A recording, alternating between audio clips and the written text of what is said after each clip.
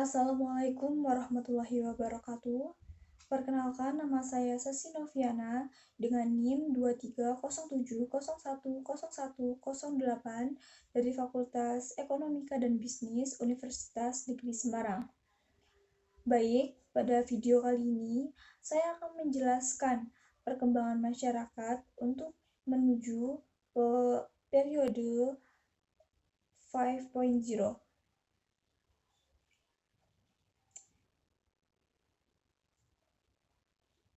Yang kita ketahui, revolusi industri 5.0 sudah ada di depan mata kita. Kita lihat kembali perkembangan industri saat ini. Jika kita lihat sejarah, kita bisa melihat dan merasakan kemajuan inovasi di bidang industri dari waktu ke waktu. Perkembangan industri dapat kita rasakan sejak tahun saat ditemukannya mesin pertama hingga terjadinya revolusi industri 4.0 pada tahun 2023. Perubahan yang terjadi pada kemampuan manusia menghasilkan inovasi, produk baru, dan metode baru diciptakan seiring kemajuan industri. Setiap era selalu melahirkan inovasi-inovasi yang kuat. Nah, pada video ini saya akan menerangkan tahapan-tahapan inovasi-inovasi yang telah diciptakan oleh manusia terdahulu. Yang pertama yaitu revolusi industri 1.0. Revolusi industri ini merupakan perubahan yang besar, cepat, dan radikal yang mempengaruhi cara hidup manusia.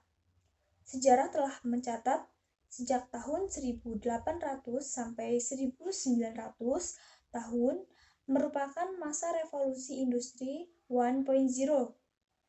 Negara Inggris merupakan pionir revolusi industri ini.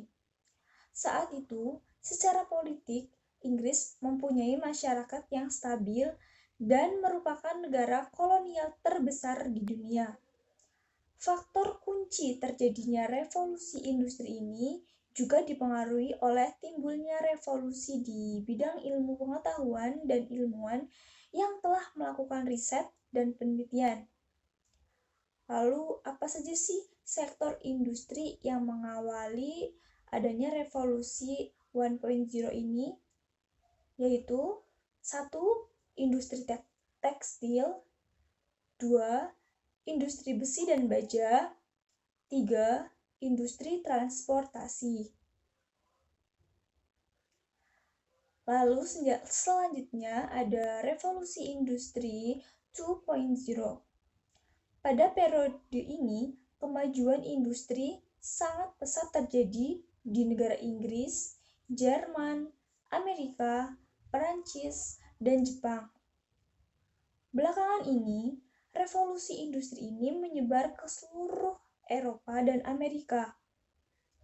Revolusi industri 2.0 merupakan kelanjutan integral dari revolusi industri sebelumnya yang dimulai di Inggris pada abad ke-18.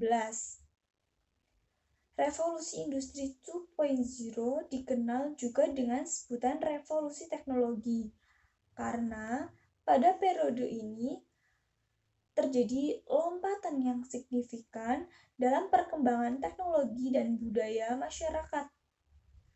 Pada periode ini, terjadi pengembangan dari industri sebelumnya berbasis ilmu pengetahuan dan teknologi yang terjadi sekitar tahun 1900 sampai 1960. Adapun beberapa kemajuan dari periode ini adalah yang pertama, adanya pengembangan sumber daya energi seperti minyak bumi, batu bara sebagai sumber bahan bakar baru. Yang kedua, produksi massal mobil dan pesawat sebagai alat transportasi massal. Yang ketiga, penggunaan teknologi listrik yang diterapkan ke dalam teknologi transportasi. Selanjutnya, saya akan membahas tentang revolusi industri 3.0. Pada revolusi ini diawali dengan munculnya teknologi informasi dan elektronik. Bidang teknologi dan elektronik menduduki peringkat dalam dunia industri, khususnya sistem otomasi berbasis komputer dan robot. Peralatan industri tidak lagi dikendalikan oleh manusia, tetapi dikendalikan oleh komputer atau lebih disebut dengan komputerisasi. Nah, di sini saya jelaskan beberapa kemajuan pada periode revolusi industri 3.0 adalah yang pertama, kemajuan di bidang teknologi komputer. Yang kedua, akses internet yang cukup cepat untuk menyebar. Dan yang ketiga, adanya peralatan elektronik smartphone. Nah, yang terakhir, saya akan membahas tentang revolusi industri 4.0. Pada revolusi industri ini, yaitu era yang ditandai dengan adanya keterhubungan antara manusia, data, dan mesin dalam bentuk virtual atau dikenal dengan terminologi cyberfisik. Perkembangan revolusi telah membawa tentang perubahan yang cepat dengan tujuan mulia, yaitu menciptakan kualitas hidup yang lebih baik. Di era revolusi industri 4.0 memungkinkan otomatisasi di segala bidang untuk mencapai produktivitas yang efisien dan efektif. Secara umum, di era 4.0, peran manusia pekerja semakin berkembang dari operator menjadi profesional berketerampilan tinggi. Revolusi 4.0 ini ditandai dengan munculnya komputer canggih, robot cerdas, kendaraan pintar, dan memungkinkan manusia untuk lebih maju mengoptimalkan fungsi otak. Baik, sekian presentasi dari saya.